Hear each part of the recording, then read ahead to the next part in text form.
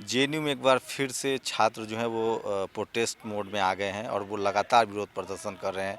इस बार फ़र्क इतना है कि ओबीसी के छात्र और बापसा के छात्र हैं, जो एससी एसटी ओबीसी माइनॉरिटी के जो छात्र हैं, वो वाइवा का जो नंबर है उसको कम कराने की मांग कर रहे हैं। साथ ही जो फीस बढ़ाने की जिस तरह की खबरें आ रही हैं कि फ़ी बढ़ाने की बात हो रही है, उसका विरोध कर रहे हैं। उसके बाद आरक्षण को लेकर एक बड़ा मुद्दा है।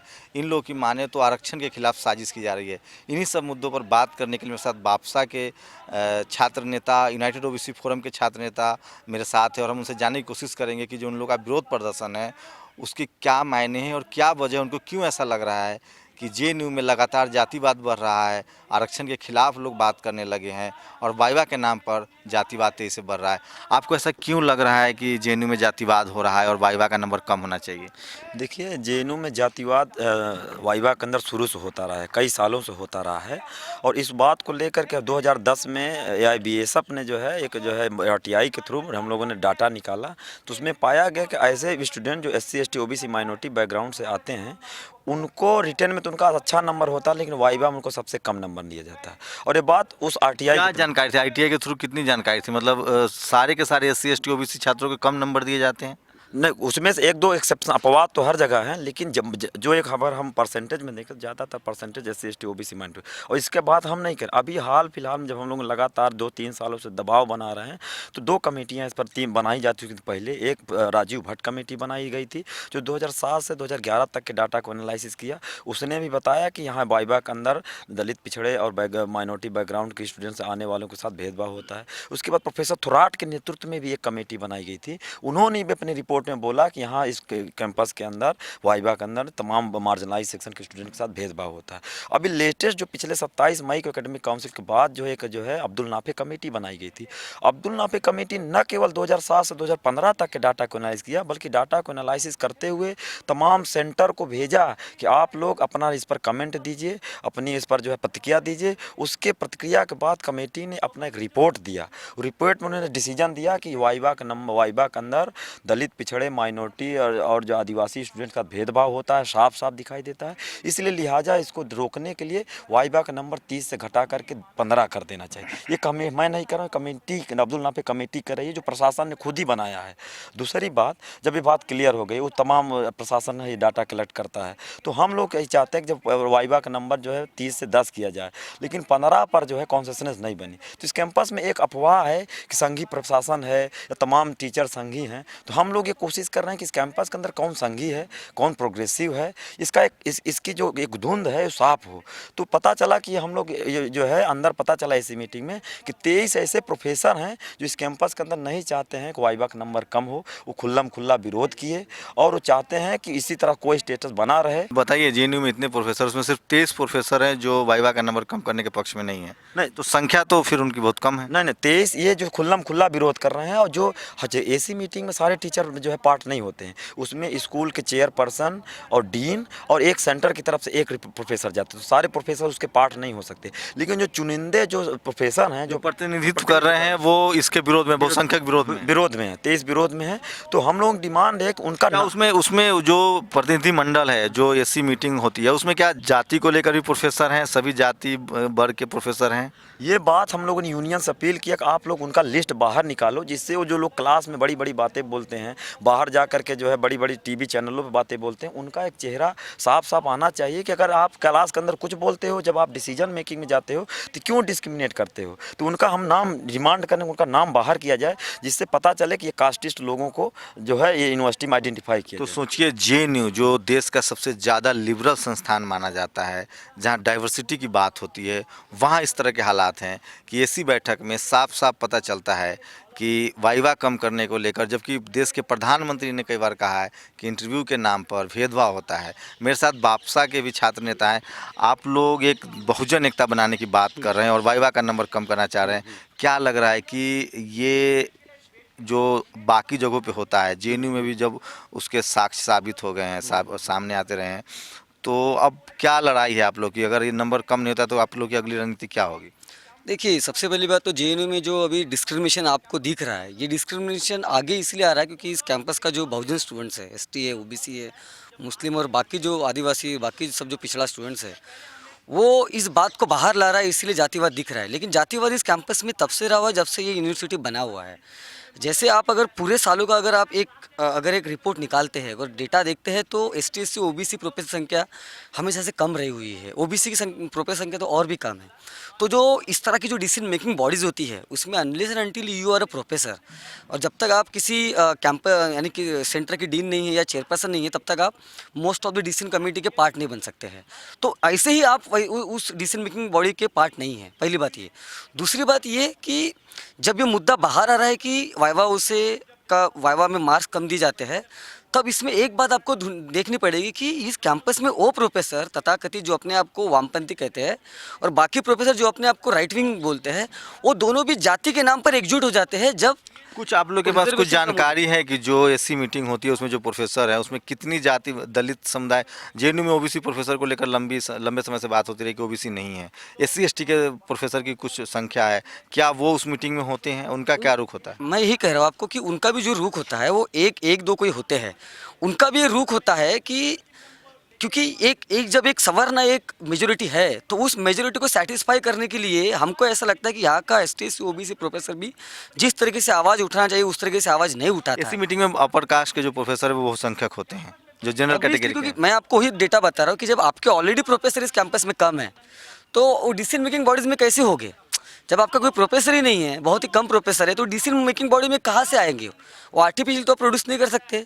जिस तरीके से यूजीसी का गाइडलाइंस है कि एसटी एससी ओबीसी स्टूडेंट्स का, खास करके एससी एसटी का, जब कोई भी इंटरव्यू हो तो उसमें एसटी एससी प्रोफेसर बैठा रहे। लेकिन यहाँ पे ऐसा नहीं होता है। एक दो इंटरव्यू को छोड़ दिया जाए तो बाकी जगह नहीं होता है, और रीज़न ये दिया जाता है कि आप जो है, आप हमारे पास प्रोफेसर ही नहीं है तो कहाँ से बैठा है? पहली बात ये, तो आप डिसीजन मेकिंग बॉडीज़ में कहाँ से प्रोफेसर होगे? और एक इम्पोर्टेंट बात मुझे ये लगती है कि इस कैंपस में यहाँ का जो लेफ्ट विंग प्रोफेसर है, वो ये कहता है कि ऑटोनॉमी की बात करता है, और जब वो ऑटोनॉमी की बात करता है तो बोलता है कि हर सेंटर का ऑटोनॉमी है, वो डिसाइड करेगा कि क्वालिफिकेशन क्राइटेरिया क्या होना चाहिए। वो बोलते हैं कि ये क्वालिटी, जिसमें क्वालिटी वो स्टूडेंट आना चाहिए। तो ये जब क्वालिटी और एक क्राइटेरिया डिसाइड करते हैं, तो ये इस तरीके से क्राइटेरिया डिसाइड करते हैं कि इसका जब रिजल्ट आता है तो ये नज़र में आता है कि SC students, ST student, OBC students को जो है 0 मार्क्स, 1 मार्क मिलता है, और सवर्ण जो स्टूडेंट्स है, अपर कास्ट जो स्टूडेंट्स है, उनको 30 में से 28, 25 इस तरह से उनकी स्टार्टिंग होती है। तो मैं वही क्या लगता है कि जो नए वाइस चांसलर आए हैं, जब से केंद्र में सरकार आई है, जेएनयू को लेकर लगातार विरोध है, तो अब जातिवाद का और प्रखर तरीका तेज हो गया है, खुला लोग शोषण की बात करने लगे हैं? नहीं, देखिए, ये वाइस चांसलर जो आए हैं, जो गवर्नमेंट की और संघ की नोक पर जो नाच रहे हैं, इनके आने के बाद ये हुआ है कि ये डिस्क्रिमिनेशन ओपनली कर रहे हैं। ये ओपनली दलित ओबीसी छात्रों को टारगेट कर रहे हैं। इसके पहले भी किया जाता, उसके पहले इतना खुला नहीं था, क्योंकि डिस्क्रिमिनेशन के बारे में इतनी खुली तौर से बातें नहीं होती थी इस कैंपस में। जब से बप्सा ओबीसी फोरम जैसे संगठन इस कैंपस में आए और ये बात कर रहे हैं, तो ये मुद्दे ज़्यादा बाहर आ रहे हैं। तो मुझे लगता है कि डिस्क्रिमिनेशन हमेशा से रहा हुआ है, लेकिन अभी जो डिस्क्रिमिनेशन है, खुली तरीके से डिस्क्रिमिनेशन हो रहा है, जहाँ पे पूरी इम्प्यूनिटी के साथ फीस को लेकर भी बातें हो रही है, फीस बढ़ाने की बात हो रही है, उसके के बारे में आप लोगों की क्या जानकारी है? फीस, अभी उसके बारे में कोई पुख्ता जानकारी ना जेएनयू से हमको मिली हुई है, ना उसके बारे में कोई पुख्ता जानकारी जेएनयू एडमिनिस्ट्रेशन ने दी हुई है। लेकिन जो जानकारी थोड़ी बहुत जो आई है, वो जानकारी यही है कि फ़ीस बढ़ाई जाएंगी। लेकिन फ़ीस बढ़ाने का मुद्दा ये नहीं कि 1 रुपया, 10 रुपया, 1000 रुपया बढ़ा रहे हैं आप। मुद्दा ये कि जब वो पॉलिसी में आप इंक्लूड करते फीस बढ़ाने का, इसका मतलब कि 10 साल आप फीस आराम से बढ़ा पाएंगे। और उन छात्रों को सबसे नुकसान होगा इससे, जो छात्र गरीब स्टूडेंट्स हैं, चाहे वो कोई भी जाति से हो, चाहे कोई रिलीजन से हो, लेकिन जो दूर दराज से अपने गरीबी से लड़के जूझ के इस कैंपस में आ रहा है, सबसे बड़ा नुकसान उनको होने वाला है, जो कि जिसके खिलाफ ना आएगा जेएनयू, ना आएगा प्रोग्रेसिव टीचर्स, ना आएगा वामपंथी टीचर, ना आएगा कोई भी व्यक्ति उसके खिलाफ बात करना चाह रहा है, ना उस आंदोलन में शामिल होना चाह रहा है। तो वाइवा को लेकर हमेशा से एक विवाद रहा है, चाहे वो यूपीएससी में हो, कॉलेज में हो, नौकरियों में हो। प्रधानमंत्री ने खुद अपने मन से कई बार कहा है कि इंटरव्यू के नाम पर जो भेदभाव होता है उसको ज़रूर खत्म किया जाना चाहिए, और उसके लिए ज़रूरी है कि इंटरव्यू खत्म हो। मेरे साथ ओबीसी यूनाइटेड फोरम के नेता दिलीप यादव है, जो छात्र नेता हैं, और लगातार वाइवा को लेकर इन्होंने आंदोलन चलाया है। क्या लगता है कि ये खासकर जो वाइवा है, इससे जो जातिगत भेदभाव बढ़ता है, इसके आप लोग मतलब कैसे साबित करते हैं इस बात को? देखिए, इसमें जैसे अभी मुलायम साथी बता रहे थे कि जो राजीव भट्ट कमेटी बनी थी और जो अभी रिसेंटली अब्दुल नाफे कमेटी बनी है, अब्दुल नाफे कमेटी ने बाकायदा अपनी कमेटी में लिखा है कि देयर इज़ ए डिस्क्रिमिनेशन। उन्होंने बोला है कि जो वंचित तबके का SC ST OBC का आता है लोग, उनके साथ और उसमें डिस्क्रिमिनेशन होता है। 30 में से 30 में से अपर कास्ट को 24, 25, 20 दिया जाता है और जो नीचे का SC ST OBC तबका है उसको 5, 8 में सीमित कर दिया जाता है। तो वो तो कमेटी के आधार पर, जो कि वाइस चांसलर ने खुद बनाई थी और कमेटी ने अपनी रिपोर्ट भी ऐसी मीटिंग में पास की है, तो उसमें साफ दिख रहा है कि डिस्क्रिमिनेशन हो रहा है। तो इसमें हमें कोई दोहरा ही नहीं है, क्योंकि कमेटी ने बोला है कि डिस्क्रिमिनेशन। एक और बात आ रही है कि आप लोग कह रहे हैं कि पहले वाइवा और रिटेन टेस्ट दोनों के नंबर मिला के दाखिला हो रहे थे, अब वाइवा को प्रमुखता दी जाएगी, इसमें कितनी सच्चाई है? देखिए, एक UGC का गजट आया हुआ है जो 5 मई 2016 का आया हुआ है MPhil PhD के लिए, रिसर्च के लिए। उसमें वाइस चांसलर ने एक ऐसी मीटिंग में ये पास करवा रहे थे कि ये बताइए आपकी जो 30 से 15 नंबर की जो बात थी, तो कुछ प्रोफेसर बोले कि हम पास करेंगे और कुछ बोले नहीं है, जिसमें 27 प्रोफेसर साथ में आए थे और 23 प्रोफेसर अलग गए थे। 23 प्रोफेसर ने अपोज किया था कि 30 का 30 ही रहना चाहिए। तो वाइस चांसलर ने जो अंदर की रिपोर्टिंग हमको JNU ने दी थी, तो उसमें ये कहा गया था कि जो 23 प्रोफेसर ने अपोज किया था कि हम 30 से नहीं घटा सकते। तो वाइस चांसलर एक और दूसरा नियम लेके आए कि आप ऐसा करिए कि आप अपने सेंटर में जितना चाहें उतना कर सकते हैं, और दूसरी प्लस आपको UGC को लिख के देना होगा कि जो UGC का गजट आया है 5 मई वाला, उसके हिसाब से आप करेंगे। तो जो जहाँ तक हम सोच पा रहे हैं वो सीधी ये है कि UGC का ये लोग गजट हमारे ऊपर थोपना चाहते हैं। जिस उस गजट का हम बताते हैं आपको, बनारस हिंदू यूनिवर्सिटी में आप चले जाइएगा, बहुत ज़्यादा SC ST OBC स्टूडेंट वहाँ पर नहीं एडमिशन ले पाते। कारण है उसका, आपको पहले टीचर से मिलना होगा, उनको अपना दिखाना होगा, उनके माध्यम से आप इंटरव्यू में जाएंगे, तब वो रिटन जो होता है वो वहाँ पर मायने नहीं रखता है, वहाँ पर इंटरव्यू मायने रखता है। और इंटरव्यू उन्हीं का होता है जो उनके तबके से आते हैं, या हम कहेंगे खास जाति से आते हैं, तो उनका वो सपोर्ट करते हैं। क्या आप लोग जो छात्र संगठन है, JNU का जो छात्र संगठन है, उसको मजबूत माना जाता है? इस पूरे मुद्दे पर क्या छात्र संगठन की तरफ से कोई कदम उठाया जा रहा है, या जो JNSU के प्रेसिडेंट है वो मुद्दे पर आप लोग के साथ हैं या आपके पक्ष विरोध में है? देखिए, अभी जो हमारा कल का हुआ था, कल वाले में JNSU ने बिल्कुल मना किया हुआ था कि हम आपके प्रोटेस्ट में नहीं आए, जबकि ये ओपन कॉल दी गई थी हम लोगों ने। और JNSU जो पार्ट है हमारा, हमारे स्टूडेंटों का पार्ट है, तो मुझे लगता है कि उन्हें आना चाहिए था, लेकिन वो नहीं आए। इसका मतलब है कहीं ना कहीं उनकी साठगांठ है प्रशासन के साथ, वो नहीं चाहते हैं कि यहाँ पर वंचित तबका आए। और दूसरी बात यह है कि जिस दिन इनकी मीटिंग चल रही थी, उस दिन JNSU को अगर बीच में छोड़ के मीटिंग आ जाते तो वो पास भी नहीं हो पाता, लेकिन वो वहाँ पर लास्ट तक रहे और उसमें बाद में मिनट्स पास हुआ है। तो अभी तय हो गया है कि जो वाइवा का नंबर है वो 30 ही रहेगा, जो अब तक बना हुआ है? नहीं, उसमें दो चीज़ आई हुई है कि हमारी जो डिमांड है, अभी वाइस चांसलर ने जो बोला है वो एतायत किया है कि भाई सेंटर अपने हिसाब से करेंगे और UGC का जो गजट है वो पास करेंगे। लेकिन हमारी जो मांग है, रिकन्विंस ऐसी मीटिंग की जाए, उसमें मतलब दोबारा उसमें डिस्कस हो कि वाइवा का मार्क्स 15 करना चाहिए, उसमें डिस्क्रिमिनेशन दिख रहा है, उसका नंबर कम करना चाहिए। हम ये UGC का गजट बिल्कुल नहीं मानते हैं। बापसा, यूनाइटेड OBC फोरम, SFS और हमारे कंसर्न स्टूडेंट जो इतना प्रोटेस्ट कर रहे हैं, हम बिल्कुल नहीं मानते हैं। हमारा तो कहना है कि वाइवा का मार्क्स 15 बिल्कुल किया जाए। और दूसरी बात, जो फीस हाइक का मुद्दा है, वो फीस हाइक का मुद्दा हमारे लिए खतरनाक है। बात अमाउंट की नहीं है कि आपने 100 रुपये बढ़ा दिए, बात यह है कि आज आपने पॉलिसी में 100 रुपये डालेंगे, कल आप मैस बिल का 5000 कर देंगे, तो दलित आदिवासी जो OBC तबका आता है वो सब गरीब घर से आता है, अधिकतर गरीब घर से आता है। तो हमारे हिसाब से वो पढ़ नहीं पाएगा, जो कि बकाया यूनिवर्सिटी में आप 46-47 देश की यूनिवर्सिटी हैं, नहीं जा पा रहा है, केवल JNU में आ पाता है।